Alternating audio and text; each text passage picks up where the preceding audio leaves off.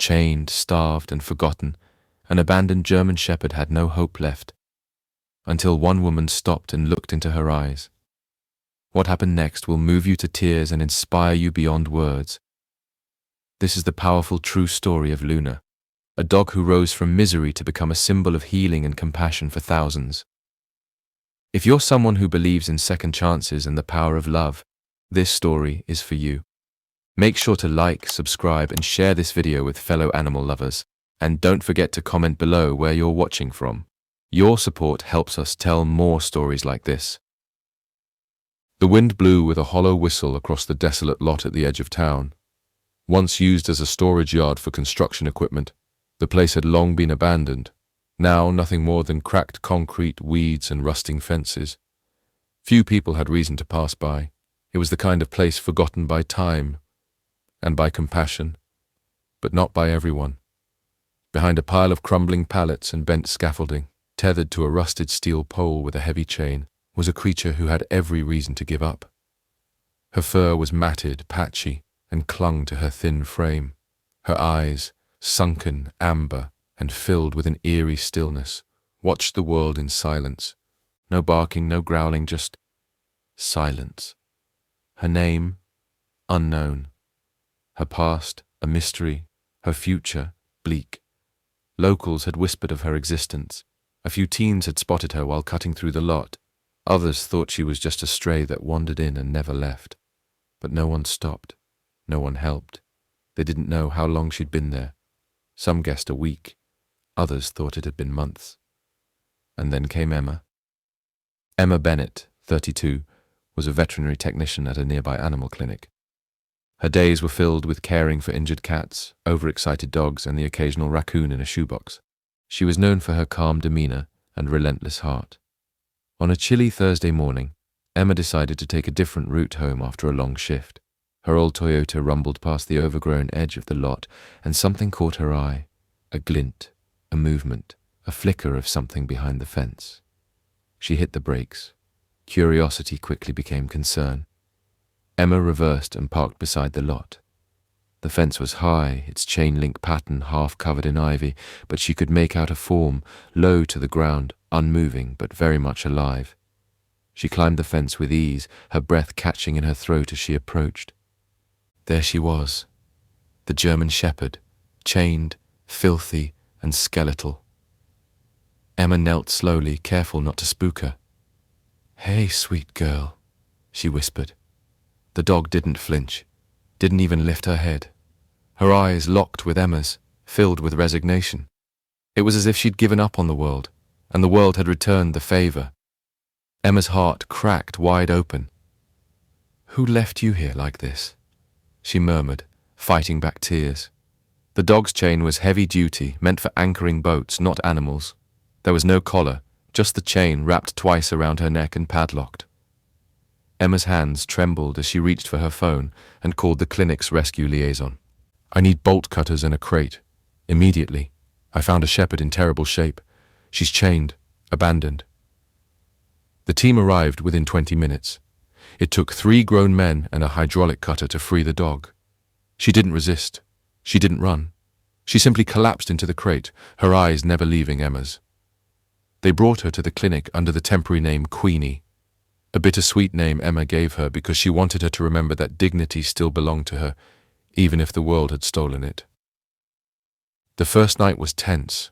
Queenie had severe dehydration, fleas, multiple untreated wounds, and clear signs of long-term malnutrition.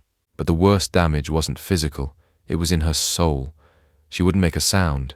She wouldn't eat unless Emma was in the room, and she flinched at every sudden movement. Emma couldn't sleep that night. She lay on her couch with her rescue cat, Toby, curled up on her chest. She couldn't shake the look in Queenie's eyes. That kind of pain didn't fade easily.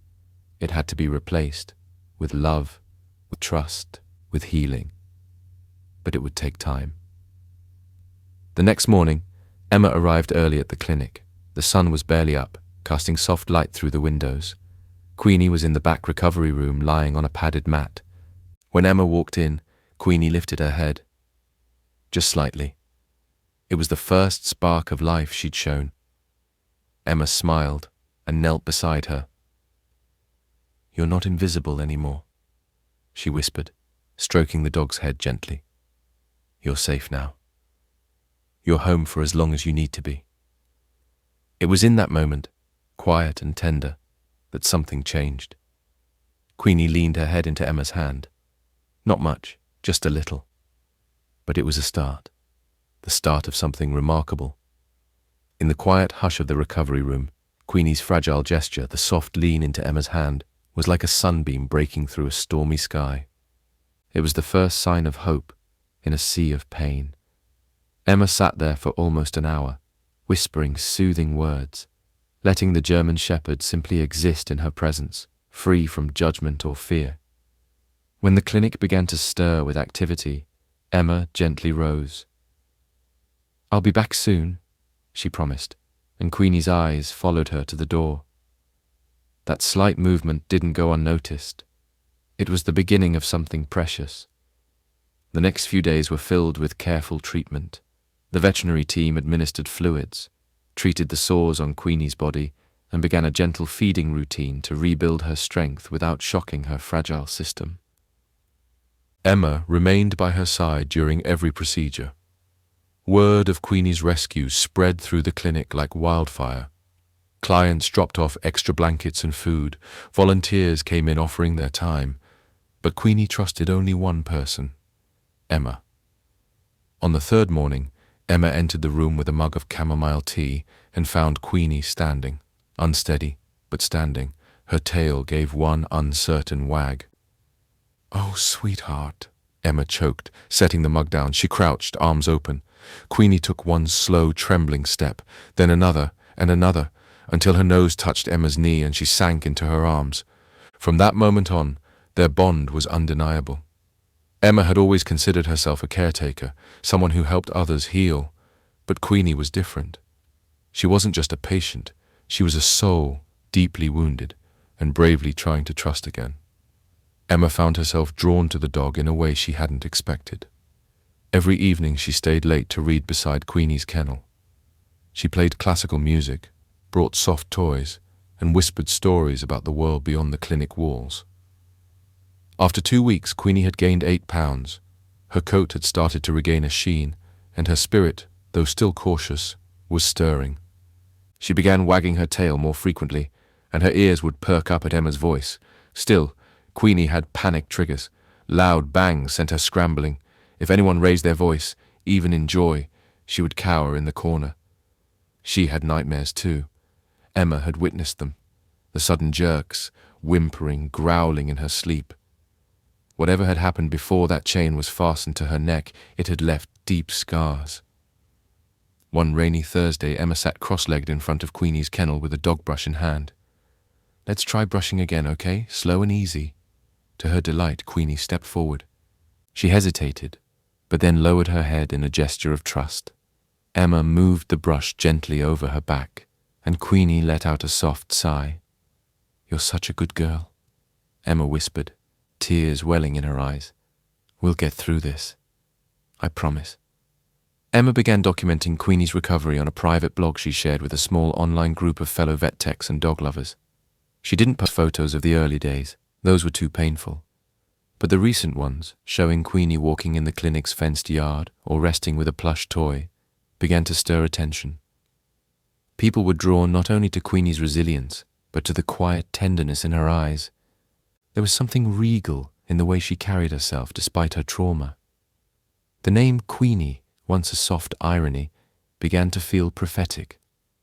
One evening, Emma received a message from a trauma therapist named Dr. Marla Whitaker. "I saw Queenie's story on the blog. I work with veterans who suffer from PTSD, and I think Queenie might have a gift. When she's stronger, would you be open to exploring therapy training? I truly believe she could help people." Emma stared at the message for a long time. The thought of Queenie helping others after everything she'd endured. It was overwhelming. Could this dog, once discarded and broken, become a beacon for others? She responded, "Yes, when she's ready. Let's talk." That night, Queenie curled beside Emma's chair in the clinic's office. Emma looked down at her and smiled. You're not just healing, Queenie. You're going to help heal others too. Outside, the rain stopped. A breeze drifted in through the open window, and for the first time, Queenie drifted into sleep without a tremble, her breath even and peaceful. She was no longer invisible, no longer forgotten. She was becoming something greater. She was becoming Queen Spring had begun to awaken the sleepy town from winter's long hold. Daffodils were blooming along sidewalk cracks, and birds chirped melodies that filled the sky with optimism. For Queenie too, life was beginning to bloom in new ways. Emma decided it was time to take Queenie outside the clinic for short walks, not just in the yard, but along quiet streets where life moved gently. She borrowed a soft harness to ensure Queenie felt safe and connected. On the first walk, Queenie trembled at the sound of a car passing, but Emma knelt down, rubbed behind her ears and whispered, "You're okay, my girl. I've got you." Each day, they walked a little farther. Neighbors started noticing. A mail carrier stopped his truck one morning and gave Queenie a biscuit. An elderly woman at the corner flower shop offered Queenie water in a ceramic bowl and called her a majestic beauty. Queenie's posture slowly changed. Her tail was no longer tucked between her legs, her steps more confident. She still had her moments of hesitation, but the world was starting to feel less like a threat and more like a promise. Emma marveled at how much Queenie was soaking in, not just smells and sounds, but emotions. One afternoon they passed a young girl crying on a porch. Without hesitation, Queenie pulled toward her. Emma followed, unsure. The girl's name was Lily, and her kitten had gone missing that morning. Queenie sat beside her, resting her head on the girl's lap. Lily stopped crying almost immediately and wrapped her arms around Queenie's neck. "She's like a giant furry hug," Lily had whispered. Emma couldn't stop thinking about that. Later that week, Dr. Marla Whitaker invited Emma and Queenie to a quiet therapy session with a small group of veterans. Emma wasn't sure if Queenie was ready, but something in her gut told her it was time to try. The session was held in a sun-drenched room with couches arranged in a circle. There were 5 veterans, 2 men, 3 women, all of them carrying invisible wounds. Emma brought Queenie in slowly. Queenie paused at the doorway, as if reading the room. Then, like a queen entering her court, she stepped forward with calm authority. To everyone's astonishment, Queenie went directly to a man seated in the far corner. His name was Daniel. He hadn't spoken in weeks. The others had warned Marla not to expect much. But Queenie sat beside him, looked up, and nudged his hand with her nose. Daniel's eyes welled up. He didn't speak, but he stroked her fur. His breathing slowed. That was all it took. By the end of the hour, Daniel said one word: "Thanks." Marla later told Emma, "I've worked with dogs for 15 years, but I've never seen one do what Queenie did today. She didn't just comfort him. She found him." Emma cried that night, overwhelmed by the magnitude of it all. The transformation was undeniable. Queenie was no longer just a rescued dog. She was healing, and she was becoming a healer. Emma knew it was time to think long-term. Queenie deserved more than a temporary kennel at the clinic. She needed a home, a real one. Emma had never considered herself ready for a dog full-time. Her apartment was small, her schedule unpredictable. But the idea of Queenie going to anyone else felt unbearable. That weekend she cleaned her place from top to bottom, installed a dog bed in the sunniest corner, stocked up on toys and treats, and opened her heart in a way she hadn't in years. She signed the adoption papers Monday morning. That afternoon she walked Queenie through the front door of her apartment for the first time. Queenie sniffed the air, looked around, and then trotted into the living room like she had always belonged there. She curled up on the rug and let out a sigh so deep and content, Emma could feel it in her chest. "This is your home now," Emma whispered. "Forever." That night, Queenie had another nightmare. But this time, when she whimpered in her sleep, Emma was right there. She laid on the floor beside her and whispered soothing words until the fear passed. In the morning, Queenie woke up, walked to Emma's bedside, and gently licked her hand. She was learning what love felt like. Safe, steady, unconditional. Emma's co-workers at the clinic threw a little welcome home celebration, complete with a dog-friendly cake and a pink collar that said Queenie in gold letters. "She wears it like royalty," someone said. "She is royalty," Emma replied. "She just forgot for a while." With Queenie now officially part of Emma's life, the rhythm of their days found a beautiful flow. Morning walks, clinic visits, quiet evenings by the window, each moment stitched into a tapestry of healing and hope. The warmth of companionship lit up corners of Emma's heart that had long been dormant, while Queenie, once a shadow of herself, radiated a newfound grace. But something deeper was stirring, something Emma couldn't quite name yet. One Thursday, while working at the clinic, Emma received a call from Marla, the trauma therapist who had witnessed Queenie's calming presence in her veteran support group. "I've got someone I want Queenie to meet," Marla said. "Her name is Sophia. She's 7, recently adopted, came from a very rough background, won't speak, won't look anyone in the eye, but I have a feeling Queenie might help." Emma hesitated for only a moment. "We'll be there tomorrow." The next afternoon, they arrived at Marla's therapy space. It was a converted greenhouse with glass ceilings and hanging plants. Soft classical music played in the background. Sophia sat on a cushion near the center, clutching a worn stuffed rabbit. Her posture was guarded. Her eyes were wide and wary. Emma gave Queenie a silent cue and unlatched the leash. Without instruction, Queenie slowly walked over and lay down a short distance from Sophia. She didn't approach directly. Instead, she rolled to her side and let out a huff, her tongue hanging lazily out of her mouth in a goofy grin. Sophia's eyebrows lifted just slightly. 10 minutes passed, then 15, and then a miracle. Sophia moved. She reached out, cautiously, nervously, and touched Queenie's paw. Queenie didn't flinch. She just wagged her tail once and rested her head on Sophia's lap. The girl didn't speak, but her body relaxed. For the first time in weeks, she smiled. Emma's throat tightened. After the session, Marla pulled Emma aside. "You have something rare on your hands. That dog, she's more than a therapy animal. She sees people."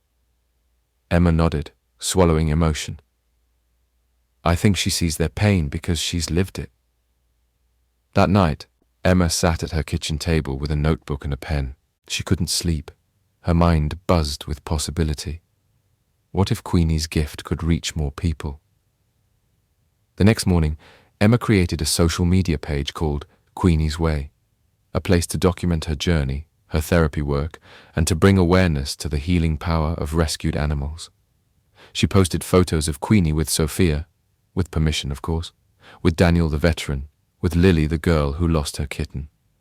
The caption read, "From chained and broken to crowned and healing, Queenie is on a mission to mend hearts, one paw at a time."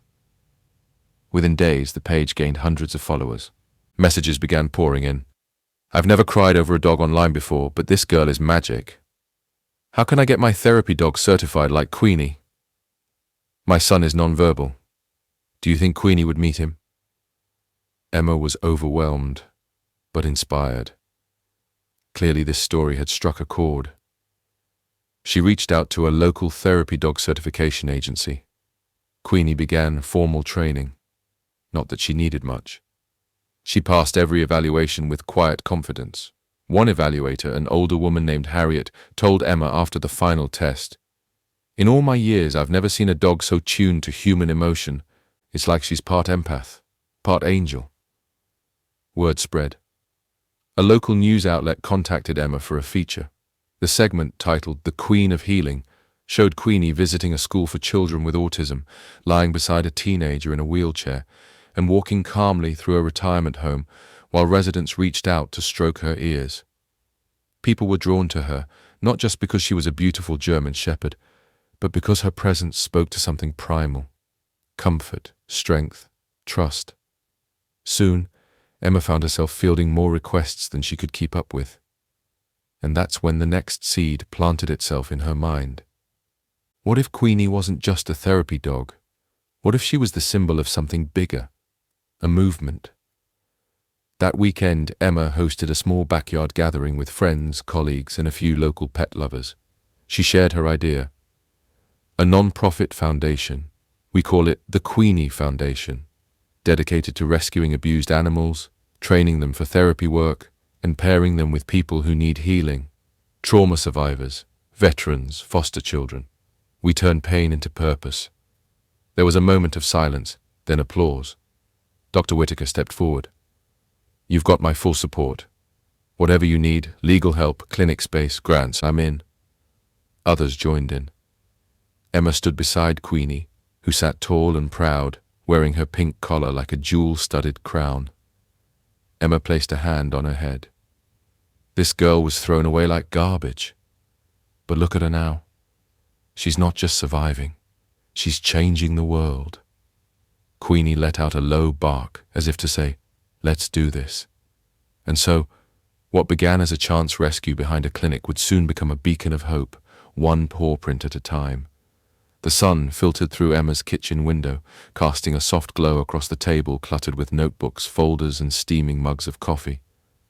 Queenie lay by her feet, her breathing steady and calm, the picture of peace. But Emma's mind was anything but calm. It buzzed with plans.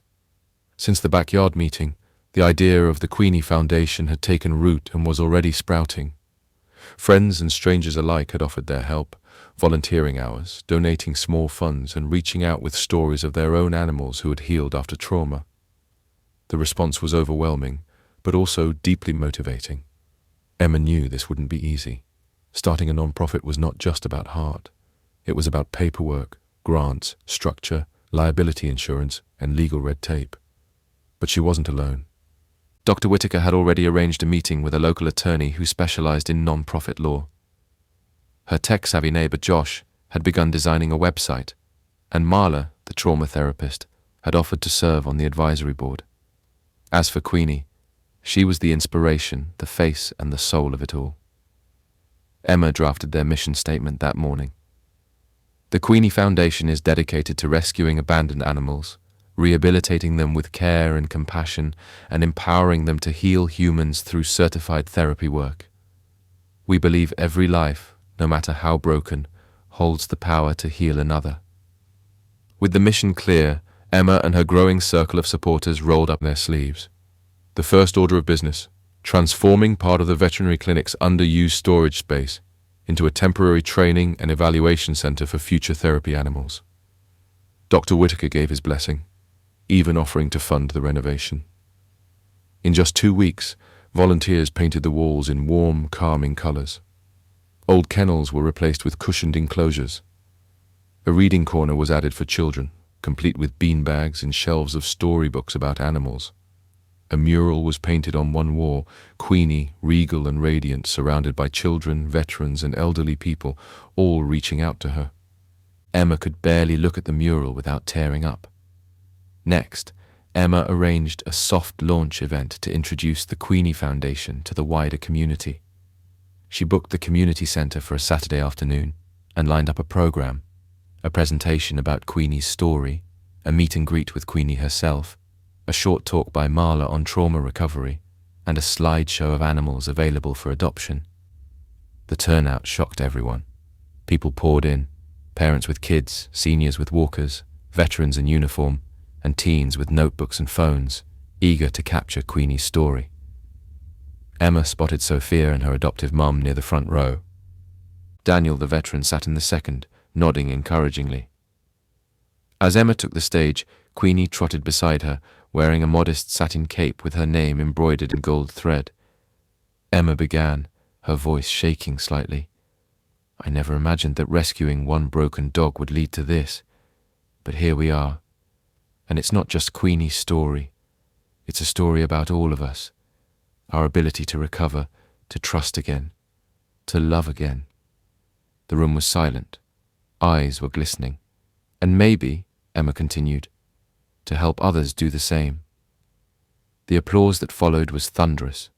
Queenie stood calmly, almost nobly next to Emma, her eyes scanning the crowd. When a young boy in the front row started crying quietly, Queenie stepped down, approached him, and gently rested her head on his lap. He stopped crying. Emma choked back tears. That single moment was shared online within hours. The clip went viral locally, then nationally. Major platforms began messaging Emma. They wanted interviews, stories, collaborations. But Emma stayed grounded. "This isn't about fame," she reminded her team. "It's about impact."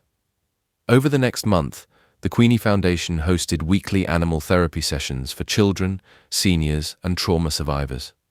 The clinic partnered with 2 shelters to identify dogs with the right temperament for rehabilitation. Emma created a basic training and evaluation program using Queenie as the anchor dog, and Marla developed a companion trauma support curriculum for volunteers. One morning, a letter arrived at the clinic. It was handwritten, neat cursive on cream paper. It read, "Dear Queenie, my name is Evelyn. I'm 78 years old. I live alone since my husband passed. I haven't smiled in a very long time. But watching you online with that little boy, seeing you sit beside him like you knew exactly what he needed, well, it made me cry. Good tears. I didn't know dogs could do that. Would it be too much to ask if I could meet you someday, just to sit and maybe hold your paw? With love, Evelyn." Emma pressed the letter to her chest. The next day, she and Queenie visited Evelyn at her small apartment across town. Evelyn had tea ready and a lap blanket laid out just for Queenie. The old woman cried when she touched Queenie's fur. And for 2 hours, they sat together, Emma, Evelyn, and the Queen herself, in quiet connection. That night, Emma looked at Queenie and whispered, "You're changing lives." Queenie, as if understanding, leaned forward and gave Emma a gentle nudge on the cheek with her nose. The Queenie Foundation was still in its infancy, but its impact was undeniable. What began with one rescue, one dog, one act of kindness, was blooming into something truly extraordinary. And it was only just beginning. Autumn came quickly that year, bringing with it golden leaves, cooler air, and a fresh wave of momentum for the Queenie Foundation. Emma found herself swept up in a rhythm she hadn't expected, waking early to train rescue candidates, attending therapy sessions with Queenie in schools and hospitals, coordinating volunteers, and responding to the outpouring of letters and emails from across the country. Queenie had become more than a therapy dog. She was a symbol of healing, of hope, of what was possible when someone saw worth in what others had discarded, and the world noticed. Local news had already covered Queenie's story, but now national outlets began to call. A segment aired on a morning talk show showcasing Queenie's journey and the Foundation's mission. Donations started to increase. A popular children's book author reached out expressing interest in writing a book about Queenie's life, proceeds going toward the Foundation. But amid all the media attention and mounting responsibilities, Emma kept her eyes on what mattered most, the moments where Queenie made someone feel seen. One such moment happened on a quiet Thursday afternoon.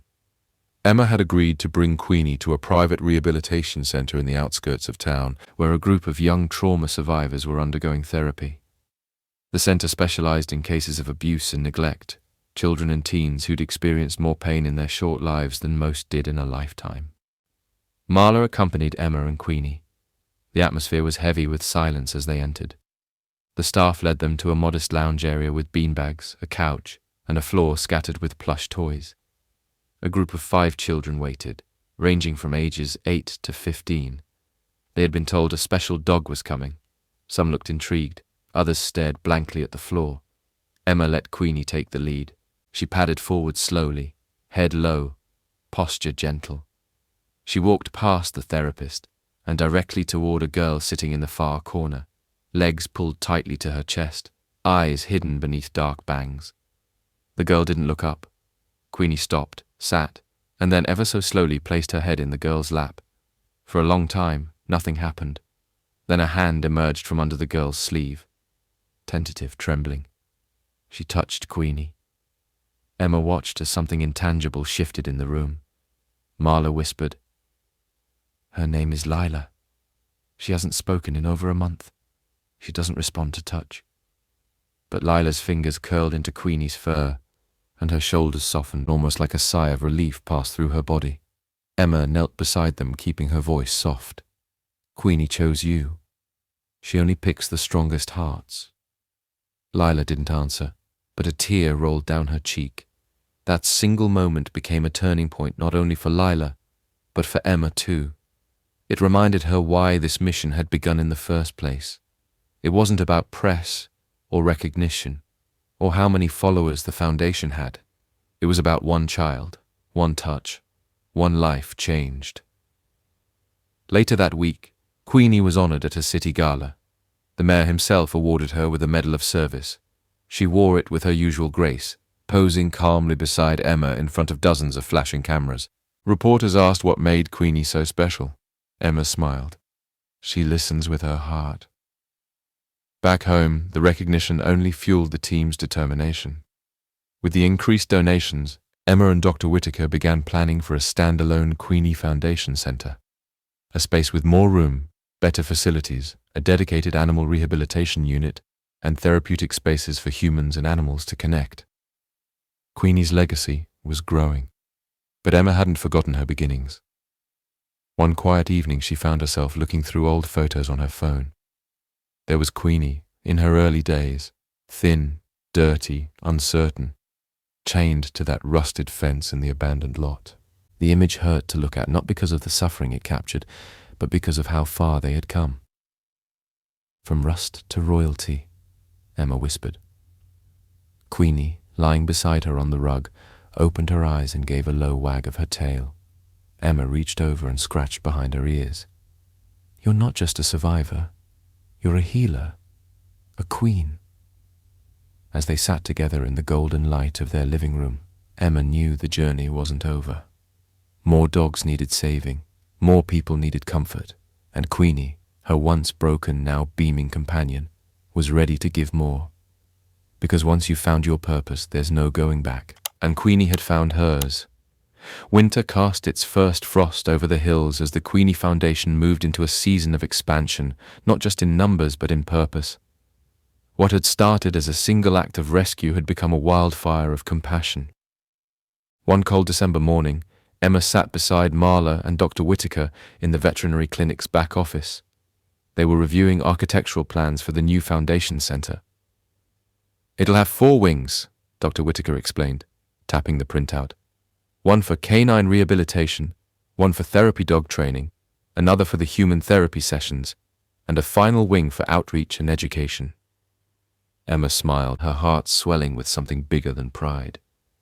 It was gratitude. Gratitude that Queenie had led her here. Gratitude for every volunteer, donor, and soul touched by their mission. Queenie, curled up in the corner on her orthopedic mat, lifted her head as if sensing Emma's thoughts. She knows, Marla said softly. She always knows.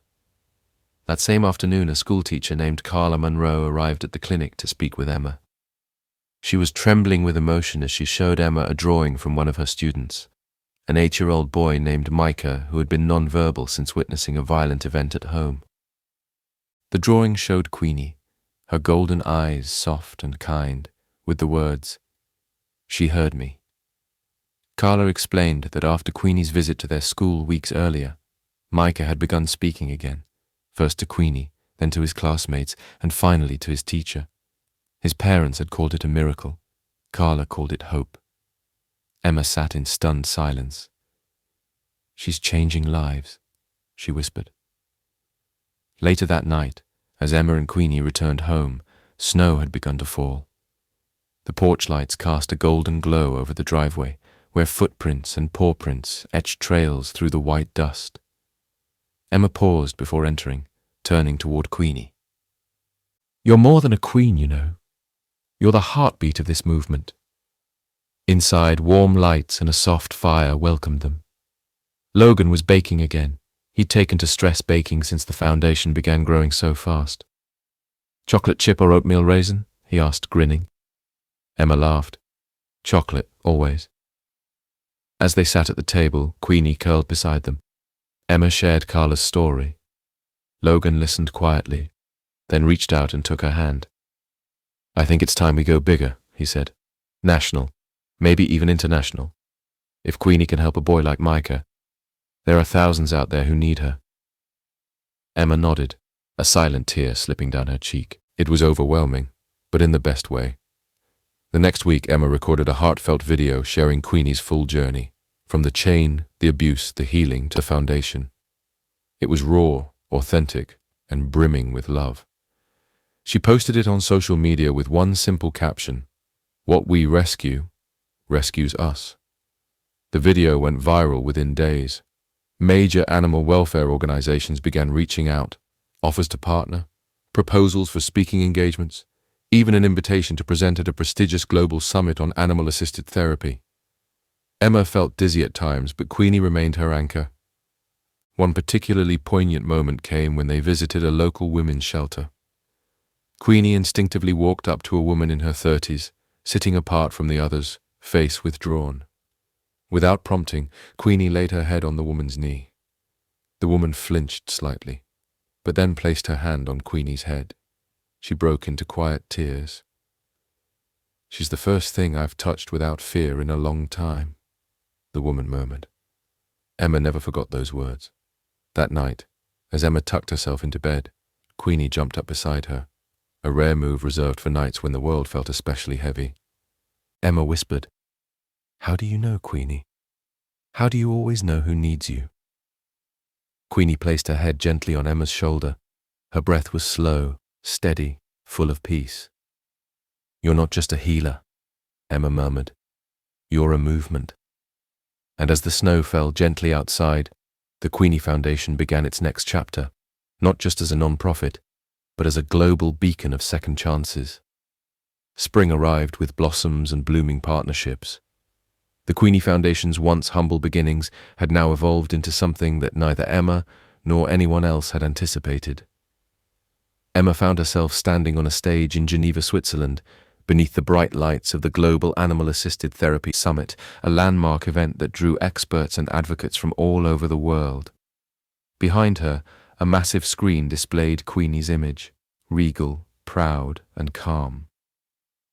"She was broken," Emma began, her voice clear and warm. "Chained, starved, forgotten. But the moment I looked into her eyes, I didn't see damage. I saw dignity. I saw potential." She took a slow breath, looking out at the thousands seated in the auditorium. "And today she stands as living proof that love heals deeper than any medicine. Queenie is not just my dog, she is my teacher, my partner, in the face of a movement that believes every creature, human or animal, deserves a second chance." The audience stood in thunderous applause, and many wiping tears from their eyes. Queenie, sitting quietly beside Emma in her service vest, tilted her head toward the crowd, completely composed. Her presence radiated grace. After the speech, a flood of people surrounded them. Doctors, therapists, animal welfare leaders, and even politicians.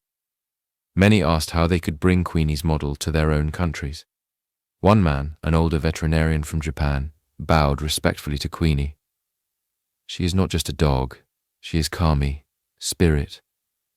Emma nodded, touched beyond words. Back home, the foundation had grown in both reach and depth. New therapy teams were trained, inspired by Queenie's legacy. The community rallied to support them, donating land, equipment, and professional expertise. But not everything was easy. With growth came pressure. Emma found herself navigating meetings, legal hurdles, and decisions that once felt far from her daily life as a vet tech. There were critics too, people who questioned the effectiveness of therapy animals or accused her of exploiting Queenie's story. One morning, overwhelmed, Emma sat on the porch with a cup of coffee gone cold in her hands. Queenie padded over and nudged her leg. "You still believe in this, right?" Emma asked quietly. Queenie responded by resting her head in Emma's lap. The simple weight of her skull was grounding, reassuring. A breeze drifted through the trees. Emma closed her eyes and whispered, "All right then, we keep going." Weeks later, Emma received a letter that made her heart skip. It was from the National Board of Animal Therapy and Advocacy. They had nominated Queenie for a Lifetime Impact Award, a rare honor previously only given posthumously to legendary service animals. Queenie was going to receive it while alive. "I want her to walk across that stage herself," Emma said to Logan one night as they prepared for the ceremony. "She's earned that moment." The event was held at a grand convention center in Chicago. When Queenie stepped onto the red carpet, there was a hush across the crowd. Her stride was steady, confident, and completely unbothered by the flashing cameras and whispered awe. When Emma accepted the award on her behalf, she said, "This isn't just about Queenie. It's about every animal who's been cast aside, every soul that's been wounded and waited for someone to believe in them. Queenie's legacy is a challenge, to see the broken and dare to imagine them whole." The applause didn't stop. Later that night, back in the hotel room, Queenie sat on the bed beside Emma, her silver trophy placed gently on the nightstand. "You changed the world today," Emma whispered. Queenie looked up at her, and for a fleeting moment, it was as if she smiled. The story that began with chains had now turned into a global call for compassion. And Queenie? She had become more than a queen. She had become a symbol. The sun beamed through the curtains of the Queenie Foundation's new wellness center as Emma walked through its wide open lobby. The air smelled faintly of lavender and clean wood, and soothing music played quietly in the background. The facility, funded entirely by community donations and a few generous grants, was the first of its kind. A center that combined animal therapy, trauma counseling, and community outreach under one roof. None of this would have existed without Queenie. She walked beside Emma, tail wagging slowly, her gaze alert and warm as they greeted children arriving for a weekly session of Pause Peace, a program where kids who had endured loss or trauma learned to build trust and emotional resilience through structured play with therapy animals. One little girl, Mia, no more than 7, clung shyly to her father's leg as they entered. Her eyes were wide and filled with the kind of cautious fear Emma recognized all too well. "She hasn't spoken much since her mum passed," her father murmured to Emma. "We weren't sure about this, but we're willing to try." Emma kneeled down beside Queenie, who calmly stepped toward Mia. Without a word, Queenie sat in front of her and offered a paw. Mia blinked, then slowly extended her small hand to touch it. Something passed between them, silent and profound. And in the next few minutes, for the first time in months, Mia let go of her father's hand and knelt on the floor beside Queenie. A smile tugged at the corners of her lips. By the end of the session, Mia was speaking again, softly at first, telling Queenie about her favorite doll and how she missed her mummy. "She's like magic," the father whispered later, tears in his eyes. This is a miracle." Emma smiled, but deep down she knew it wasn't magic. It was trust, connection, and the power of being seen, even by someone who didn't speak your language. Stories like Mia's became increasingly common. Veterans suffering from PTSD, abused women, children from shelters. Queenie reached them all. Somehow, she sensed what each person needed. Sometimes it was quiet companionship. Other times, playful distraction. Always it was love. The Foundation's impact expanded beyond the therapy center. Queenie's story was adapted into a children's book, From Chains to a Crown, which became a bestseller. Illustrated with soft watercolor depictions of her journey, it was used in schools to teach empathy and resilience. Soon after, a documentary titled Queenie, The Dog Who Healed the World premiered at a national film festival. Narrated by Emma herself, it featured real footage and interviews from the early days to Queenie's most celebrated moments. Audiences left theaters in tears, inspired to volunteer, adopt, or donate. Emma started receiving letters from around the globe. "I adopted a senior dog because of Queenie's story. My son said he wants to be a helper like Queenie when he grows up. I never believed in therapy animals until I saw what Queenie did, and now I'm training my rescue lab." Meanwhile, Queenie kept working. Not for the praise or the cameras, but because her heart simply wouldn't allow her to stop giving. But Emma began to notice the signs. Queenie wasn't as fast on hikes. She needed more naps. There were days her joints seemed stiff.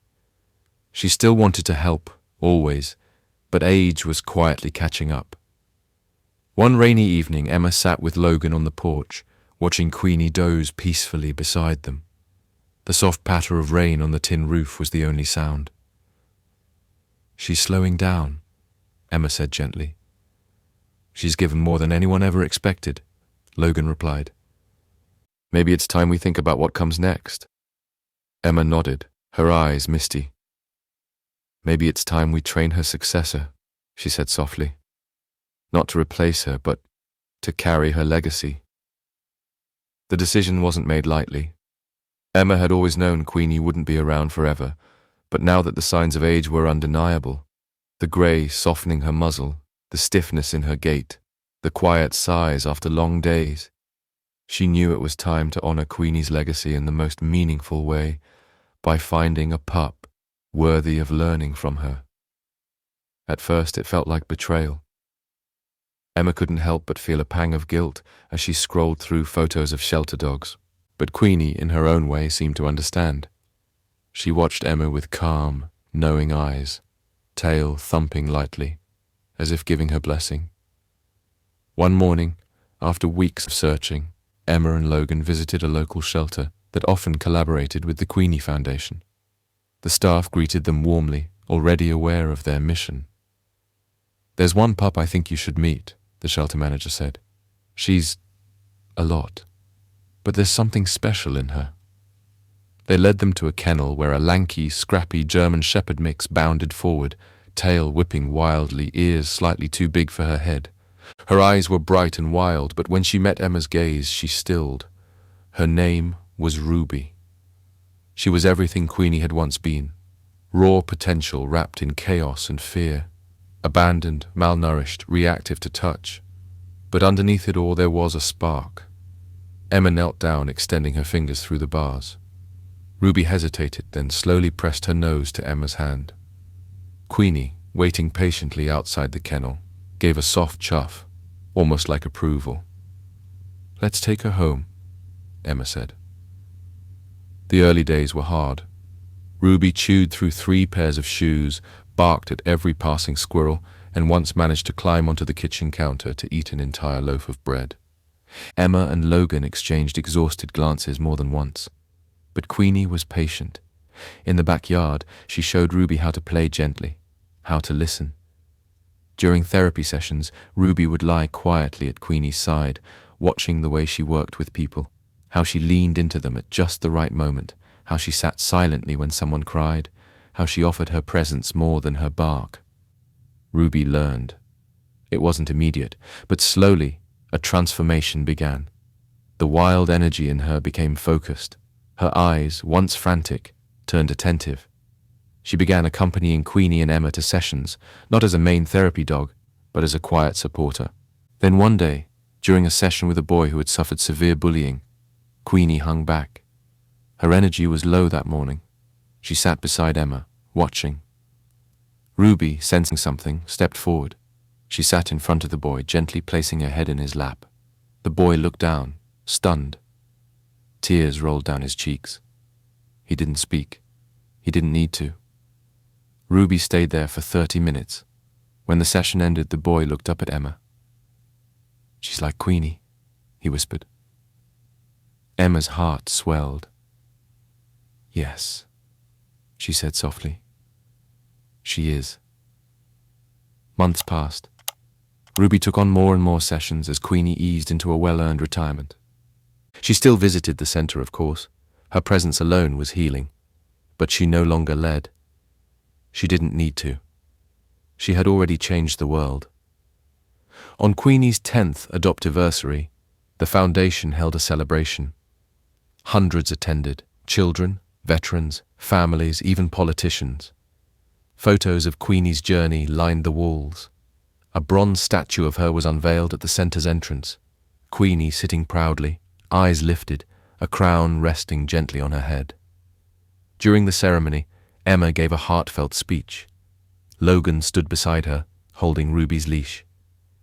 Queenie taught us that every soul, no matter how broken, has the power to heal and be healed. She didn't just change lives, she gave us a mission. Ruby barked once as if in agreement. That night, as the stars blinked into the sky, Emma sat on the porch beside Queenie. Ruby lay at their feet. "You did it," Emma whispered, stroking Queenie's soft ears. "You saved so many, and now someone else will carry the light you lit." Queenie leaned against her, eyes closed, content. She was no longer the scared dog found chained and forgotten. She was a queen, honored, adored, and eternal in the hearts of everyone she touched. And as Ruby drifted into sleep, her paw resting beside Queenie's, the legacy continued. Strong, compassionate, and unstoppable. The transition from Queenie to Ruby wasn't just symbolic. It signified the growth of something bigger than Emma had ever imagined. With Queenie now a figure of quiet presence and regal grace, Ruby had blossomed into a lively, intuitive therapy dog, bringing her own flavor of comfort and joy to the center. Where Queenie had been calm and dignified, Ruby was bright and engaging, often coaxing smiles out of even the most withdrawn visitors. "She's got Queenie's heart," Logan often said, "but she dances through life like she's got wings." Emma watched Ruby closely in the months following her rise to the spotlight. She was protective yet gentle, energetic but respectful of boundaries. And above all, she connected. One of the most moving cases came in the form of a young woman named Natalie. A domestic abuse survivor, Natalie had arrived at the center emotionally shut down, her body language guarded, her voice barely a whisper. Queenie had always been a master at helping survivors of trauma, but now Ruby would take the lead. At first, Natalie didn't speak at all. She would sit on the therapy room couch, arms crossed, eyes fixed on the floor. Then, Ruby entered the room, carrying her favorite stuffed fox in her mouth. She walked up to Natalie, dropped the fox at her feet, and sat. Nothing more. Natalie stared at the toy for a long moment before hesitantly picking it up. "Did you bring this for me?" she murmured, barely audible. Ruby gave a gentle wag of her tail and inched forward, resting her chin on Natalie's lap. Tears streamed down the young woman's cheeks. That was the turning point. Over the next few weeks, Natalie began talking, first to Ruby, then to Emma. Her walls slowly came down, and she even volunteered at the Foundation's events. When she was finally ready to move forward, she said to Ruby during their last session, "You didn't fix me. You reminded me I wasn't broken." The Queenie Foundation was thriving. Donations were pouring in, especially after a documentary short featuring Queenie's story aired on a popular streaming service. The impact had rippled far beyond their small town. Veterinarians from across the country began reaching out, asking how they could replicate the center's model. Schools requested visits from Ruby. Survivors from different walks of life submitted letters, each one describing how Queenie, or now Ruby, had changed their outlook on life. Emma knew the mission had grown too big for one location, so she and Logan began plans for satellite centers. The first would open in the neighboring state, led by another therapy dog trained through Queenie's method. They called the initiative Queens in Training, but expansion required more than space. It needed heart. And then came the unexpected miracle. A letter arrived in the mail from a woman named Irene, who had once fostered dogs and now ran a modest rescue on the outskirts of Missouri. She had taken in a young German shepherd who had endured brutal neglect. The dog was skittish, withdrawn, and bore physical scars of her abuse. But Irene saw something in her, a resilience, a flicker of defiance. She named her Storm. The letter read, "Storm is difficult. She flinches from touch, panics when crated, and will only eat when I sit beside her. But then I saw Queenie's story, and I realized this dog doesn't need to be saved. She needs a purpose." Emma and Logan traveled to meet Storm. What they found wasn't a future therapy dog, not yet, but they saw what Irene saw, potential, buried under layers of pain, just like Queenie had once been. "She reminds me of someone," Emma said softly, crouching by Storm's trembling form. Logan nodded. "Let's bring her home." In the weeks that followed, Queenie, Ruby, and Storm shared the same space. The contrast was striking. Queenie, wise and regal, Ruby, playful and intuitive, and Storm, broken and unsure, eyes always darting, heart unsure if it could trust again. But time, Emma had learned, is the best healer. Time and love. Storm watched Ruby gently guide children through emotion regulation exercises. She saw Queenie simply sit beside a sobbing mother, offering silent solidarity. And eventually Storm took her first steps toward the future, choosing for the first time to lay beside someone instead of hiding.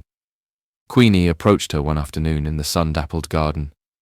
She lay down next to Storm, touching her nose gently to Storm's ear. Storm didn't flinch. Instead, she exhaled deeply and lay her head down on Queenie's paws. That night, Emma wept. Not from sadness, but from awe. The legacy was alive, and it would never stop growing. Spring arrived with a gentle breeze, bringing with it the scent of blooming jasmine around the Queenie Foundation's grounds. Queenie, now well into her golden years, moved more slowly, but her presence was no less profound. Her walks were shorter, her naps longer, but the spark in her eyes remained fierce. She had guided many hearts to healing, but perhaps none more poignant than Storm's. Storm had begun to change. The dog who once curled up in tight corners now roamed the garden with cautious curiosity. She still flinched at loud noises and avoided sudden movements, but there was a rhythm forming to her days. One that included Ruby, Emma, and Logan. One that included hope. One morning, Storm did something no one expected. She brought a ball to Ruby. It was a small act, but Emma's heart caught in her throat. "Did you see that?" she whispered to Logan, barely believing her eyes. Logan, who was pruning a flower bed nearby, stood speechless for a moment, then slowly nodded. "I think she just asked to play." Ruby didn't hesitate. She took the ball, bounced it gently towards Storm, and wagged her tail with restrained excitement. The two played in slow, careful motions, more like a silent dance than a game of fetch. Queenie watched from the porch, head resting on her front paws, eyes wise and full. That afternoon Emma sat beside Queenie, stroking her thick fur as the old German Shepherd closed her eyes. "Look what you started," Emma said softly. "You lit the first flame." Storm's transformation wasn't sudden. Like a tide pulling back the ocean inch by inch, she allowed more and more of herself to be seen. She allowed Logan to brush her fur for the first time without trembling. She rested her head on Emma's lap during a thunderstorm. She began choosing the company of others over solitude, and eventually she started walking beside Queenie and Ruby during therapy visits, not participating directly but observing, like an apprentice learning a sacred craft. One visit in particular stood out. A teenage boy named Aaron had recently arrived at the center after surviving a traumatic car accident. His injuries had healed, but his mind remained trapped in a loop of fear and guilt. He refused to speak to his therapist, to Emma, even to Ruby. But Storm, he noticed her. It was during a group session in the garden. Storm stood several feet away from the bench where Aaron sat alone, her gaze locked with his. She didn't move. She didn't push. Aaron whispered to her after a long silence. "I know what it's like, to be scared all the time." He dropped his head into his hands and began to cry. Storm quietly approached and curled up beside him. That was all it took. The center decided to add a new type of program, the Storm Circle, a gentle initiative for the most withdrawn visitors, guided by animals like Storm, who understood fear not just instinctually, but intimately. Emma and Logan designed the Storm Circle as a place where people and animals could rebuild together. No pressure, no expectations, just presence.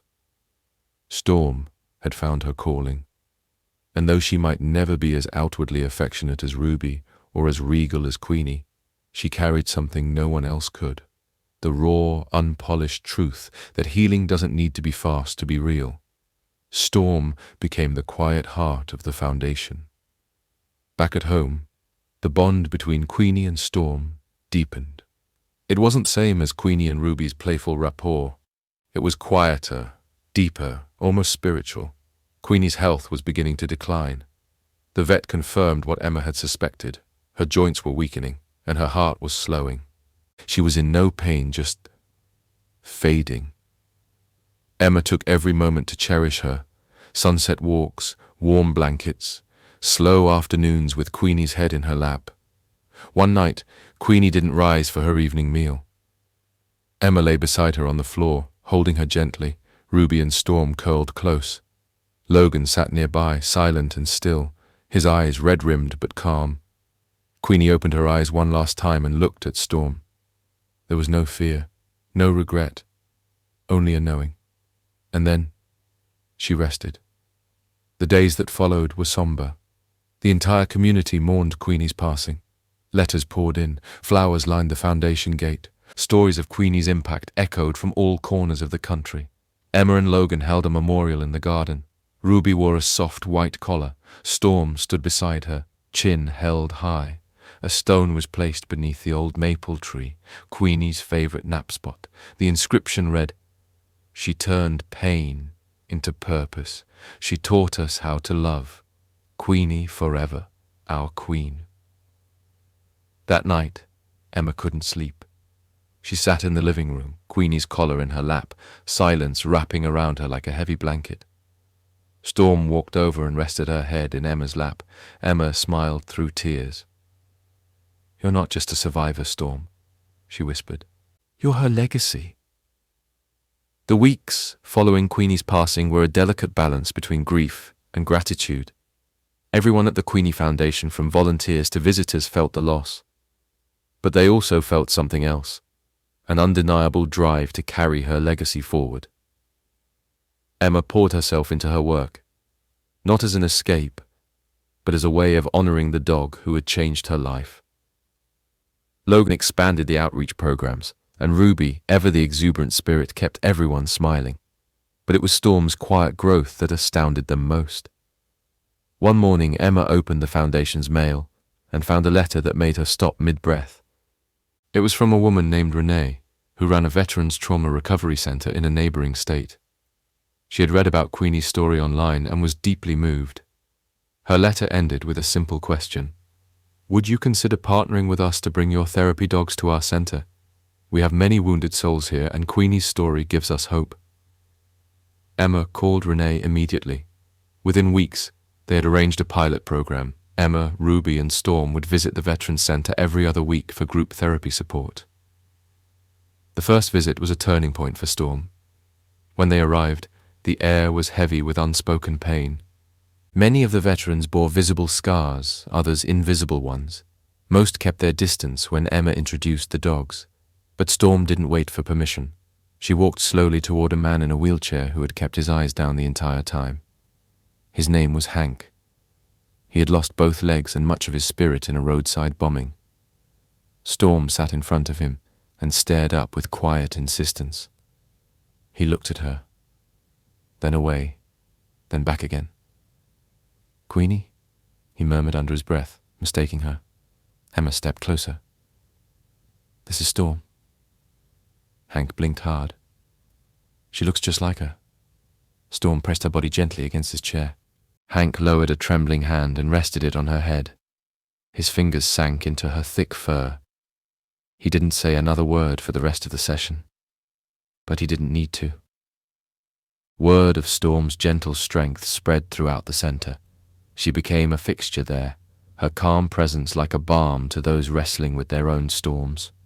One of the veterans, a soft-spoken woman named Kim, began painting portraits of the therapy dogs. Her painting of Queenie, based on photos and stories, now hung at the foundation's entrance. Above it, a plaque read, "The Queen Who Healed Us All." Back home, Emma and Logan faced an unexpected surprise. Ruby was pregnant. They had never planned to breed her, but a neighbor's young German shepherd, Max, had apparently slipped through a broken gate weeks prior. The vet assured them the pregnancy was healthy, and Emma, though initially shocked, grew excited. When the pups were born, Storm stayed close to Ruby, acting almost like a sentinel. She never interfered, but she never strayed far either. 7 puppies, all healthy, all vibrant. Emma smiled as Ruby licked each pup with motherly pride. Logan leaned in, whispering, "Think we just found the next generation of healers?" Emma nodded. With Queenie watching over them? Absolutely. Among the litter, one pup stood out. She had Queenie's eyes, not just in color but in soul. She was the smallest, but the most determined. The first to wobble out of the nesting bed, the first to bark, the first to try climbing up onto Storm's back, to which Storm responded by gently nudging her back down with her nose. Emma couldn't help but laugh. Looks like someone's already mentoring. They named her Faith. It felt right. Storm, now firmly part of the family, embraced her new role. She had grown from a terrified stray to a gentle leader. She guided Ruby's pups, helped the new generation of therapy trainees at the foundation, and never left Emma's side during their visits. Logan began documenting everything: Storm's journey, Queenie's legacy, the therapy visits, the letters they received from people whose lives had been touched. With Emma's blessing, he launched a digital memorial site, queenielives.org. The homepage read, "One dog changed the world. Now, her family carries the torch." In late spring, the Queenie Foundation held its first community gala, Pause for Hope, to raise funds for expanding their outreach to more trauma centers, hospitals, and schools. The event was filled with supporters, both old and new, families who had adopted dogs from the foundation, veterans who had healed through therapy visits, children who had found courage through Ruby, and sitting quietly, her fur now speckled with grey, Storm lay at Emma's feet beneath the main stage. Faith was by her side, curious and full of energy. As Emma took the stage, the room grew still.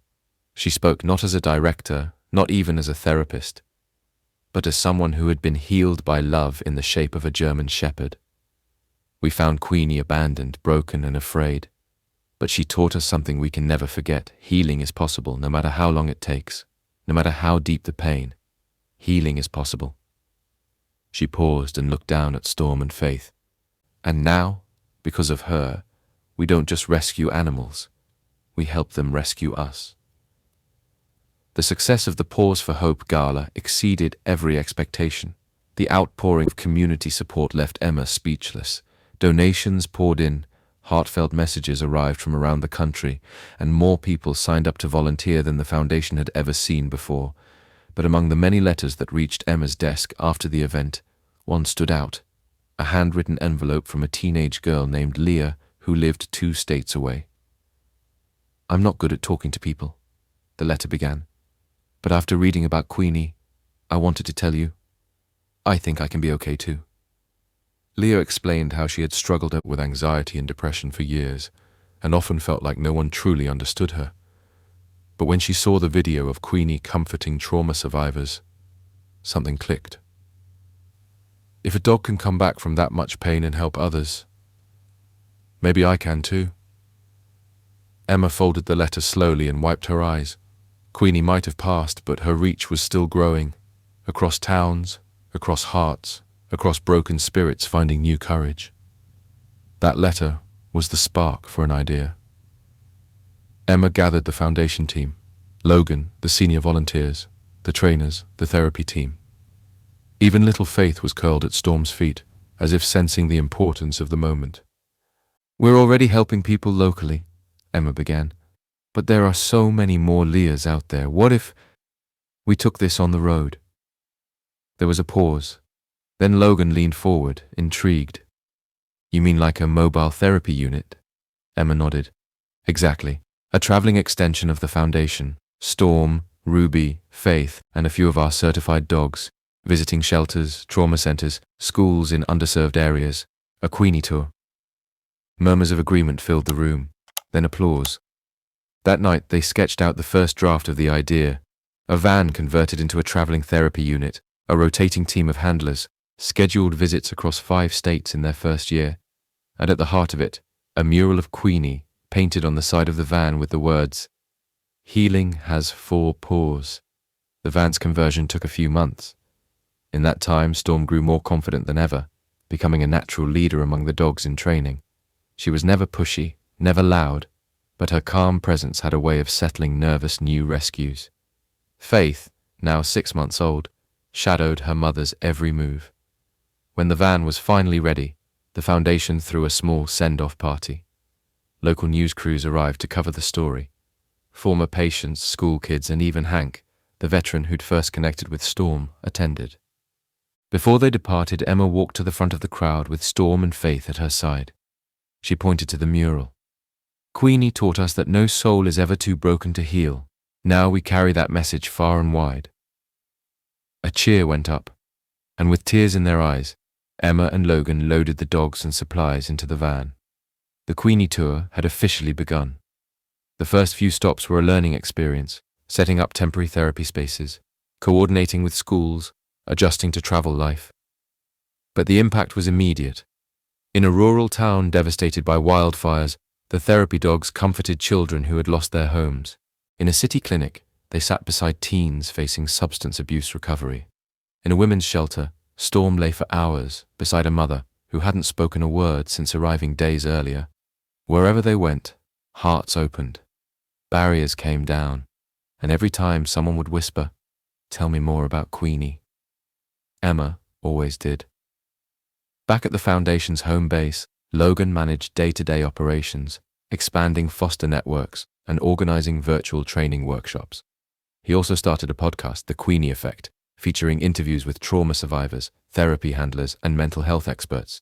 It quickly gained a loyal following, especially after Storm and Faith were featured in a special episode called Born to Heal. Meanwhile, donations continued to grow, and with them, so did their reach. One particularly emotional visit took place at a juvenile detention center. Security was tight, and the room was filled with skepticism. These were teens used to hard stares and harder truths. Storm, Ruby, and Faith sat quietly in the center of the circle. Emma shared Queenie's story. She didn't sugarcoat it. Abandonment, abuse, healing, hope. Then something incredible happened. One of the boys, barely 17, lowered his hoodie and said, "That dog was like me. No one wanted her either." He leaned forward and asked, "Did she ever bite anyone when she was scared?" Emma nodded. Yes, at first. But she learned to trust and forgive. He didn't say another word, just reached out and let Faith rest her head on his knee. That moment would later become the cover photo for the Queenie Foundation's annual report, with the caption, "Trust begins with one touch." By the end of the first year, the Queenie Tour had reached over 40 cities. Thousands of lives had been touched, some deeply changed. Letters like Leah's became a regular occurrence, and with each stop, the legend of Queenie grew. Not as a myth, but as a movement. Back at the Foundation, they planted a new garden, Queenie's Garden. A peaceful space with flowers, benches, and small stone plaques bearing the names of dogs who had graduated into therapy work. At its center stood a bronze statue of Queenie, tail wagging, ears perked, a beacon of hope. The inscription below read, "She was abandoned once, but never again. Because of her, we believe in second chances." The Queenie Tour's second year kicked off with even greater ambition. With the addition of 2 more therapy-trained rescue dogs and an expanded team, the Foundation was now operating with 3 mobile therapy vans. Each had Queenie's image proudly painted on the side, and each carried with it the same spirit of healing that had ignited the movement. Emma stood outside the original van one crisp spring morning, her hand gently resting on Storm's back as they prepared for their next stop. Faith, now a graceful and well-disciplined young dog, trotted nearby with the confidence and calm of a seasoned therapy companion. She had grown into her mother's role beautifully, responsive, intuitive, and deeply empathetic. The stop ahead was different from most. This time they were headed to a state prison. The prison was located in a remote area surrounded by dense woods and cold concrete walls. Security protocols were strict, and the atmosphere carried the weight of heavy stories. But as the team entered the courtyard where inmates were allowed to gather, the presence of the dogs caused an immediate and noticeable shift. Storm walked ahead with Emma, her leash held lightly in Emma's hand. The inmates, many of whom had not smiled in years, instinctively softened. Some crouched down, unsure if they could approach. Others simply watched with cautious curiosity. One man, grizzled and hardened by time, reached a trembling hand toward Faith. "She won't bite?" he asked. Emma shook her head gently. "She only knows how to love." He patted her head, and to everyone's surprise knelt down and whispered, "I had a dog once. Before the war. Before everything went wrong." He didn't cry, but his eyes glistened in the way only someone carrying decades of silent pain could understand. After the session, the warden approached Emma privately. "You have no idea what you've done today. These men, they don't open up. But your dogs, they brought something out of them we couldn't reach. Emma smiled softly. It's not me, it's Queenie. The warden tilted his head. She's the one in the mural? Yes, Emma nodded. She taught us all how to trust again. Back home, Logan was spearheading a new initiative, the Queenie Scholars Program. The idea was to award scholarships to young people studying veterinary sciences, therapy dog training, or animal welfare. It was inspired by Queenie's story and aimed at continuing her legacy through human action. Their first recipient was none other than Leah, the teen who had written the letter during the first gala. She was now a bright-eyed college freshman studying animal-assisted therapy and working part-time at a trauma center. When she accepted the scholarship, her speech included a powerful line. Queenie saved me, and now I'm going to spend my life helping others, just like she did. The Foundation's headquarters continued to grow, adding training rooms, wellness facilities for rescue dogs, and even a small museum dedicated to Queenie's journey. Visitors could walk through a gallery of framed photos, Queenie chained in the abandoned lot, her first bath with Emma, her first therapy session at the children's hospital, her last public appearance, dignified, loved, and surrounded by her family. There were also artifacts, her worn-out collar, her favorite chew toy, and a handwritten letter from Emma placed behind glass that read, You were never just a dog. You were our beginning. Storm, now mature and steady, became the face of the next wave of healers. She took on a mentorship role of sorts, helping new rescues adjust, especially those with difficult backgrounds. Ruby remained an irreplaceable partner, guiding and calming dogs in training. And Faith began taking solo assignments, often paired with young trauma survivors in need of soft, steady comfort. Emma often caught herself watching them and thinking of Queenie, not with sadness, but with deep pride. Their family had not just healed, it had grown, flourished, and multiplied its impact 100-fold.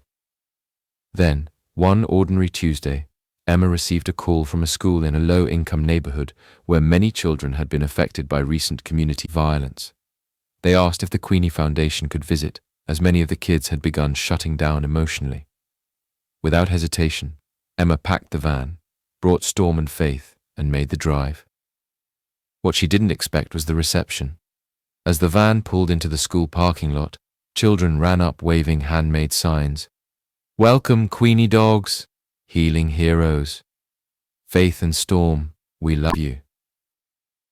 Inside the gymnasium, the kids sat in a wide circle, and as Storm and Faith made their rounds, nuzzling hands, resting heads in laps, allowing shy children to hug them, Emma shared Queenie's story once again. A small boy tugged at her sleeve and asked, Is Queenie still helping us? Emma knelt down, looking into his bright, innocent eyes. Yes, she whispered. She's in every hug they give, every smile they bring back. She never really left. That night, as Emma drove home with the dogs dozing peacefully in the back seat, she passed a billboard. It read, Kindness has a name, the Queenie Foundation. Serving hearts across America, one paw at a time. Emma smiled, reaching back to gently scratch Storm behind the ears. Let's keep going, she said softly. A soft autumn breeze carried the golden leaves across the rolling hills of the Foundation's expanding sanctuary, a serene space where rescue dogs played freely, safe and loved. It was here, beneath a tree planted in Queenie's memory, that Emma found herself sitting one peaceful afternoon, watching Faith chase butterflies while Storm watched over a new group of rescues with quiet confidence. The tree had grown tall over the years, its branches stretching wide like open arms. At its base sat a polished stone plaque. In memory of Queenie, she led with her heart, healed with her presence, and loved without condition.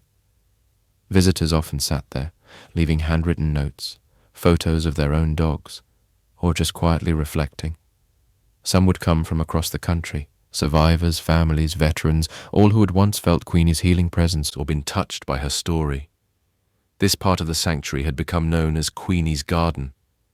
It wasn't just a place of remembrance, it was a space for transformation. Here, traumatized dogs took their first steps into the world of recovery. They were nurtured, trained, and gently introduced to loving human contact. Emma's team, now over 24 strong, specialized in behavioral rehabilitation. What made the process unique was that the new dogs weren't just trained, they were mentored by the Queenie-trained therapy dogs themselves. Faith, for instance, had taken a special interest in a recent arrival, a frightened, emaciated German Shepherd mix named Milo. Found wandering near an abandoned farm, Milo had been nonverbal for days, refusing food, trembling at every noise. But Faith, graceful, patient Faith, lay next to him each day, sometimes for hours without movement. No pressure, no expectation, just presence. By day 7, Milo nuzzled her snout. By day 10, he stood for the first time without shaking. By day 14, he wagged his tail when Emma entered the kennel. It was happening again. Elsewhere, Logan was leading a virtual seminar titled The Queenie Model, integrating rescue, recovery, and outreach. Shelters and therapy centers from all over the world were adopting their framework, using it to create similar initiatives. The demand was immense. Queenie's story had sparked a movement not just in hearts, but in systems. Veterinary schools had begun partnering with the Foundation for hands-on internship programs. Universities invited Emma and Logan to speak. At one event, after presenting to a room full of future therapists, a student approached Emma with a single question. "Do you think one dog really made all this happen?" Emma didn't hesitate. She did. Because Queenie didn't just survive trauma, she transformed it into healing, and that gave everyone else permission to believe they could do the same. That fall, the Foundation organized its biggest annual event yet, the Queenie Gala Healing Fair. Held on a sprawling green estate with therapy zones, adoption areas, guest speakers, and live music, it was a celebration of rescue and resilience. Survivors who had once been comforted by Queenie now stood as keynote speakers. Dogs rescued through the Foundation were honored with adoption anniversaries. A candlelight vigil was held for dogs who had passed on, and Queenie's photo, now iconic, stood at the heart of it all, surrounded by candles and wildflowers. During the final speech of the night, Emma stood on stage with Logan, Faith, Storm, and even Milo at her side. "My promise to Queenie was never to let her light fade," Emma began, her voice firm yet tender. "But tonight, looking out at all of you, I know her light has multiplied." Tears flowed freely. Applause erupted, and Milo, for the first time in public, let out a joyful bark. Back home, Emma received a letter, handwritten in beautiful cursive from a woman in Oregon. It read, "I lost my husband 2 years ago. I had no will to go on. Then one day I saw your video about Queenie. I adopted a senior rescue named Rosie that same week. I'm writing this from our front porch. She's asleep in my lap. Thank you for reminding me that love, even broken, still heals." Attached was a photo of Rosie, a white-muzzled Labrador curled up peacefully against her human. Emma held the letter to her chest, tears slipping down her cheek. Later that night, as she prepared for bed, she looked around at the photos that filled their home. Queenie as a pup, skinny and scared. Queenie in her therapy vest, nuzzling a child's cheek. Queenie laying in the sun beside Ruby, Storm, and a young Faith. And the final one, Queenie looking out into the distance, ears perked, eyes calm, like she saw something far beyond the horizon. Emma whispered into the quiet, "You changed the world, my girl." Faith, now curled up at her feet, let out a soft sigh as if echoing her mother's legacy. Winter arrived gently that year. Snow fell like whispers over the sanctuary grounds, blanketing the land in a soft hush. For the dogs at the Queenie Foundation, it was a time of quiet bonding, noses buried in snowbanks, tails wagging through the powdery drifts, playful barks echoing through frosted pines. Inside the main lodge, the fire crackled and cast a warm glow across the hardwood floors. Emma sat at the long pinewood table, sipping chamomile tea as she reviewed the final plans for a new initiative. The Queenie Voice Program, a therapy curriculum designed specifically for children who had experienced grief, trauma, or loss. Unlike traditional animal-assisted therapy, this program emphasized co-healing. The dogs, often rescues themselves, had their own stories of survival, of scars, of strength. And children weren't just recipients of care, they were storytellers and caretakers, part of the process. Every dog has a voice, Emma had written in the program's introductory guide. We just need to listen differently. The Queenie Voice program launched at a pilot school in rural Vermont. Just 15 children, ages 7 to 11, each paired with a therapy dog and trained facilitator. Among the group was a boy named Jasper. He hadn't spoken since witnessing the car accident that took his sister a year prior. His assigned partner? Faith. At first, Jasper avoided her, keeping his back turned even when she lay at his feet. But Faith, just like her mother before her, had a patience forged in silence. She waited. She offered no expectations, just presence. One snowy afternoon, during an activity where children were asked to write something your dog might say to you, Jasper finally picked up his pencil. You can cry. I'm still here. He showed no one. But when the teacher gently asked if he'd like to read his note aloud, Jasper stood up, paper in hand, and read it word for word. It was the first time his parents had heard his voice in 12 months. The room went still. Then Faith stood, padded over, and leaned against his side. And Jasper smiled. News of the pilot's success spread like wildfire. Schools from across the country reached out requesting to implement similar programs. A partnership formed with national education networks, and funding offers began to pour in from organizations, and even a few celebrities moved by Queenie's story. One of them, a famed actress known for her animal advocacy, offered to sponsor a nationwide tour featuring Emma and Faith, a speaking series aimed at spreading the message. Healing doesn't just come from medicine, it comes from connection. Emma hesitated at first. Her heart was deeply rooted in the sanctuary. But after a long walk with Logan beneath the starlit sky, she realized Queenie's voice wasn't meant to echo in one place. It was meant to ring across the world. The tour began that spring under the name Voice of a Queen. The format was simple, a 90-minute live event featuring real stories of trauma recovery, rescue tales, therapy demonstrations, and most importantly, unscripted moments between dogs and people. Faith became a natural on stage. Children ran to her, adults wept into her fur. She sat calmly by Emma's side, occasionally walking into the audience to comfort a crying guest or rest her head in the lap of someone who needed it most. During one stop in Chicago, an elderly man approached after the show. A Vietnam veteran, he'd lived in solitude for nearly 30 years. That night, he knelt before Faith, tears streaming, and said, I haven't touched another soul in years, until now. Meanwhile, the sanctuary continued to thrive. Milo, the once fearful shepherd, now helped train newer rescues alongside Storm. Ruby had mellowed into her golden years, spending her days napping in sunny patches and her evenings curled up beside Logan's desk. New staff were hired, including a full-time on-site counselor and trauma specialist. A second sanctuary broke ground in the Pacific Northwest. The Queenie Foundation was no longer a local project. It was a national movement. One evening, after a particularly emotional event in Denver, Emma sat in her hotel room scrolling through letters sent to the foundation. A message popped up from a woman named Clara.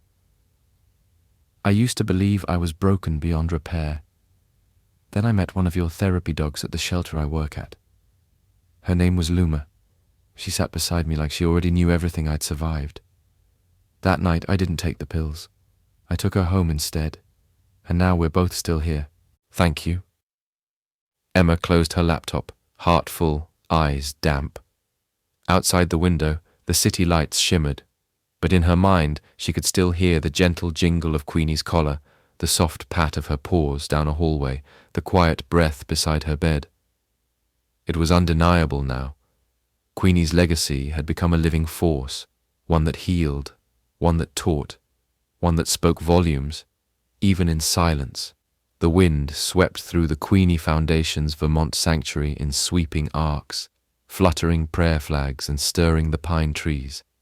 Emma stood at the top of the training hill, a thermos in hand, watching the sunrise melt frost from the grass.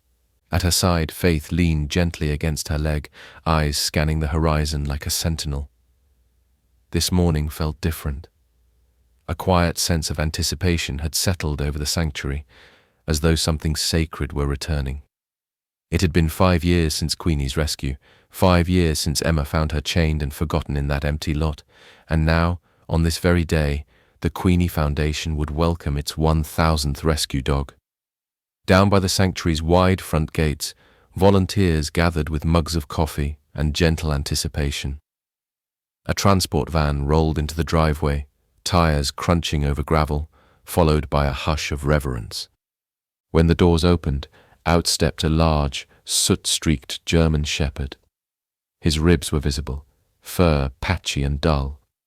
One ear flopped over in a way that made him look perpetually curious despite the haunted look in his eyes. Emma approached slowly. Faith followed, matching her stride.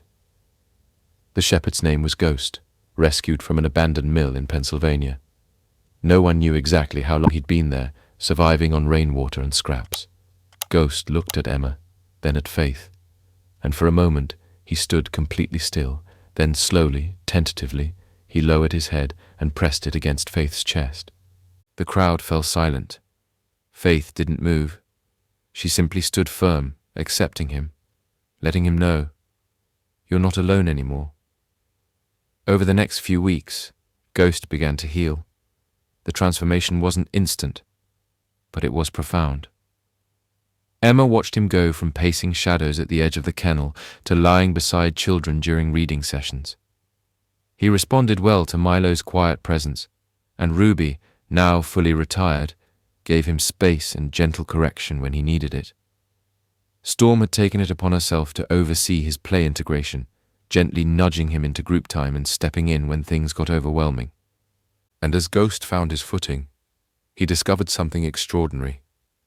He had a calming effect on people with anxiety. Emma noticed it during a visit from a young girl named Ellie, who struggled with panic attacks. One afternoon she froze mid-sentence, breath shallow and body shaking. Ghost, without a cue, walked over and lay across her lap. Her breathing slowed, her muscles relaxed. Within minutes, she was speaking again, fingers tangled in Ghost's fur, grounding her. It was the beginning of something new. Recognizing Ghost's gift, Emma launched a pilot program specifically for veterans with PTSD.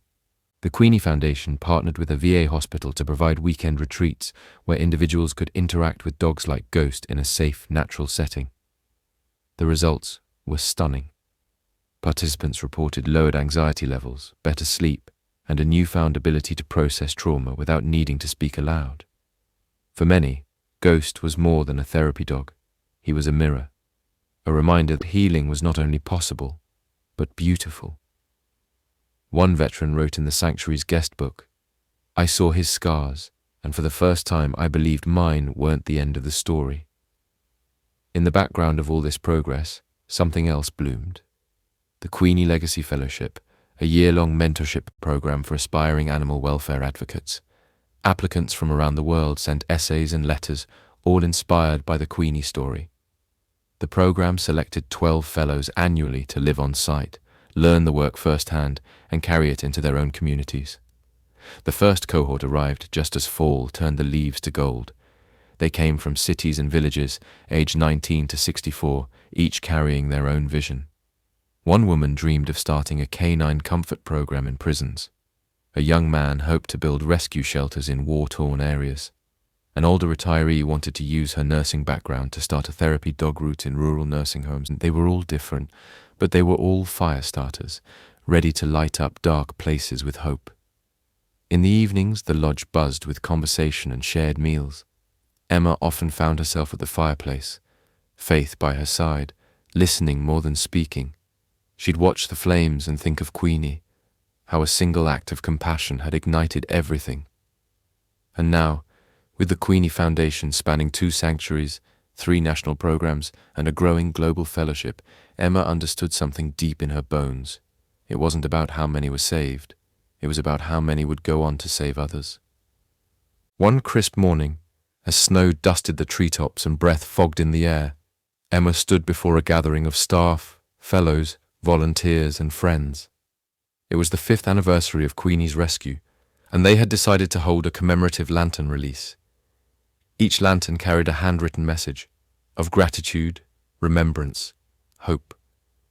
Emma lit the first one and whispered, "To the dog who taught us to listen." She released it. Dozens of others followed, rising into the sky like fireflies reborn. Among the watchers was Ghost, his head tilted back, eyes reflecting the light, and beside him, ever loyal, Faith stood tall, Queenie's daughter, now the face of a movement. Together they watched the sky blaze with purpose. And Emma knew. The Queen had not simply lived. She had sparked a kingdom. As winter deepened, the Queenie Foundation embraced the season with warmth and resilience. Snow blanketed the sanctuary grounds like a soft comforter, muffling the outside world and making the pine trees sparkle under moonlight. Despite the cold, life within the sanctuary thrived. Faith, now fully matured into the strong yet gentle leader Queenie had raised her to be, stood at the center of it all. It had become tradition for the sanctuary to host an annual Winter of Light gathering, a candle-lit celebration honoring the lives touched and transformed by the Queenie Foundation. Former adopters, volunteers, therapy recipients, and supporters from around the country would gather in Vermont, bundled in scarves and thick coats, each with a story to tell. This year, Emma had a special surprise planned. She had kept it quiet, even from the staff, because it felt like something sacred, something earned, not announced. As the guests gathered inside the lodge, sipping cider and cocoa, the lights dimmed. A hush fell over the crowd as Emma stepped up to the hearth, Faith and Ghost flanking her on either side. She smiled softly, eyes scanning the room of familiar and new faces. On the mantel, a framed portrait of Queenie presided, her gaze noble, her ears alert, her essence very much still present. Emma took a breath. 5 years ago, I found a broken dog behind a chain-link fence. What I didn't know was that she would go on to build a bridge for thousands between humans and animals, between trauma and healing, between silence and stories. She looked down at Faith, who sat tall and still beside her. Tonight, we honor the legacy Queenie left us. But more than that, we recognize that this sanctuary, this movement has grown roots, and from those roots, something new is blooming. From behind her, a staff member wheeled in a large wooden crate. The lid lifted to reveal a bronze statue glimmering in the candlelight. It was Queenie, modelled in stunning detail, sitting with one paw extended, as if inviting the world to come closer. Gasps rippled through the crowd, tears, applause, but then Emma raised a hand. This statue will stand in the new training courtyard of our second sanctuary, one that we're proud to announce will be called the Faith Center for Resilience and Renewal. More gasps. Faith blinked up at Emma, unaware of the weight her name now carried. She simply nudged her nose into Emma's palm and leaned against her hip like always. The applause that followed shook the rafters. Back at the main house that night, after the celebration had ended and most guests had retired, Emma sat in her quiet office. She stared out the window as snowflakes drifted slowly past the glass. Faith lay curled on the rug, her rhythmic breathing a steady metronome in the hush of midnight. Emma turned to her desk drawer and pulled out a worn, leather-bound journal, Queenie's journal. Over the years, she had filled its pages with everything: milestones, heartbreaks, stories from survivors, photos of the dogs they'd rescued and rehomed. She flipped to a blank page and began to write. Tonight, your daughter stepped into your pawprints, and Queenie, you would be proud. In the weeks that followed, the Faith Center began construction in Oregon, on a stretch of land surrounded by evergreens and rolling fog. It would be a sanctuary focused on pairing trauma survivors with therapy animals trained in Vermont. A full-circle approach, from rescue to rehabilitation to healing to hope. Faith would travel back and forth, becoming the living bridge between both worlds. And Ghost, thriving now, became the sanctuary's lead therapy dog in residence. He no longer flinched at sudden noises. He no longer paced alone in corners. Instead, he walked hallways with purpose, lay beside veterans with haunted eyes, and joined reading circles where children leaned against him for courage. Then, one day, Emma received a letter. It came from a woman named Darlene, a social worker in New Mexico. Her organization had recently rescued a German Shepherd who had been used in illegal dogfights. The dog was deeply traumatized, hostile toward men, fearful of confinement, resistant to any form of touch. They had tried everything, until one of their volunteers showed the dog a video. It was of Queenie. The shepherd, whose name was Shadow, watched the video in silence. Then he turned around, walked to the volunteer's side, and rested his head on their lap. The letter concluded with a request. "We believe Shadow is a perfect candidate for your sanctuary. If there's space in Faith's kingdom, we'd be honored." Emma wiped her eyes and wrote back one word: yes. When Shadow arrived weeks later, Emma was ready. So were Ghost, Storm, and Milo. And Faith. Faith greeted him not with fear or dominance, but with stillness and dignity.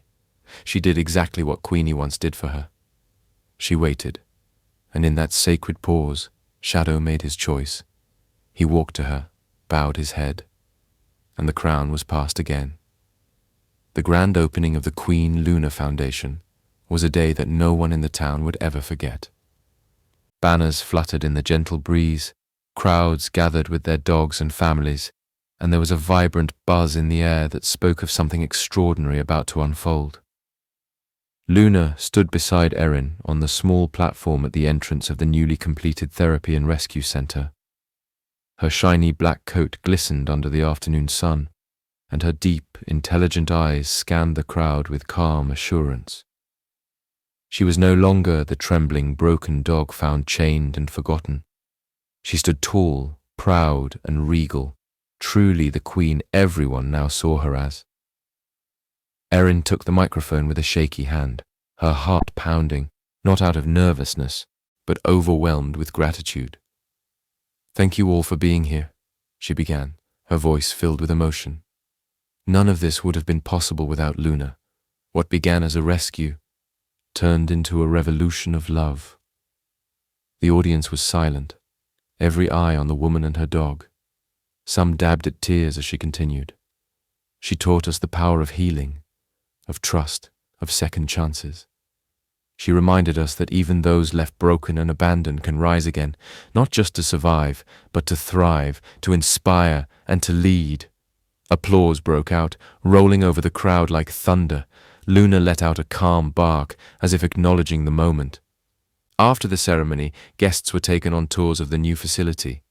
There were comfortable rooms filled with soft blankets for rescued animals, quiet therapy spaces where individuals could meet the animals one-on-one, and an outdoor garden sanctuary where dogs and people could spend quiet moments together.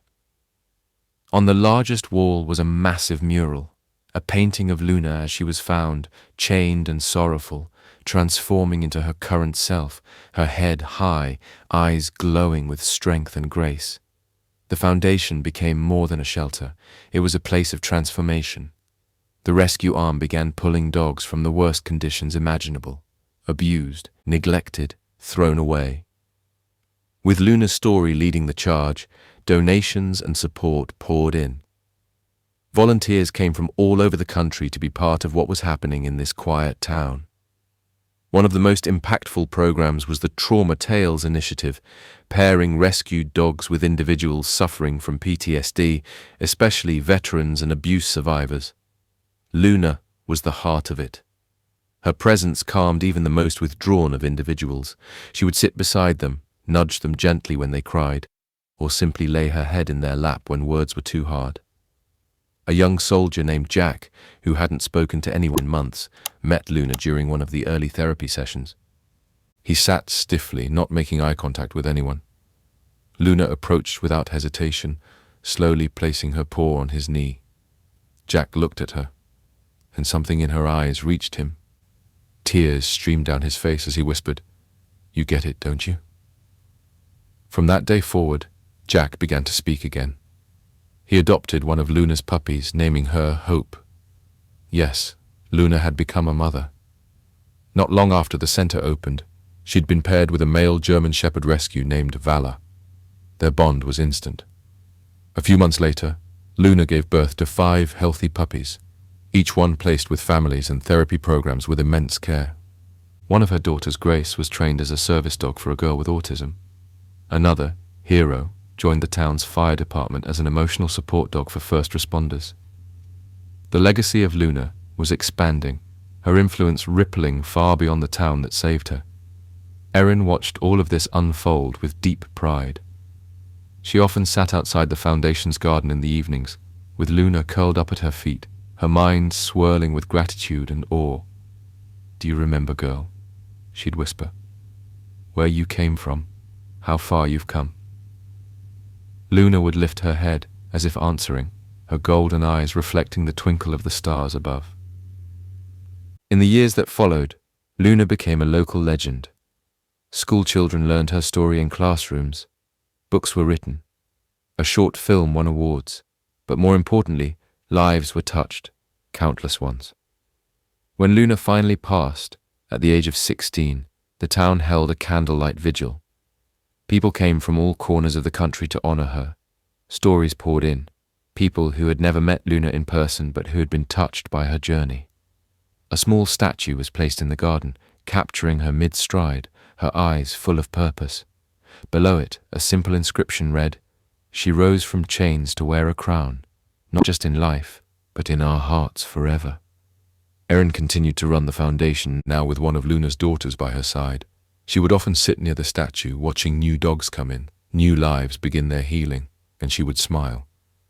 Because one dog, one broken, abandoned, forgotten soul, had rewritten what it meant to live, to love, and to lead. And through her, compassion had found its crown.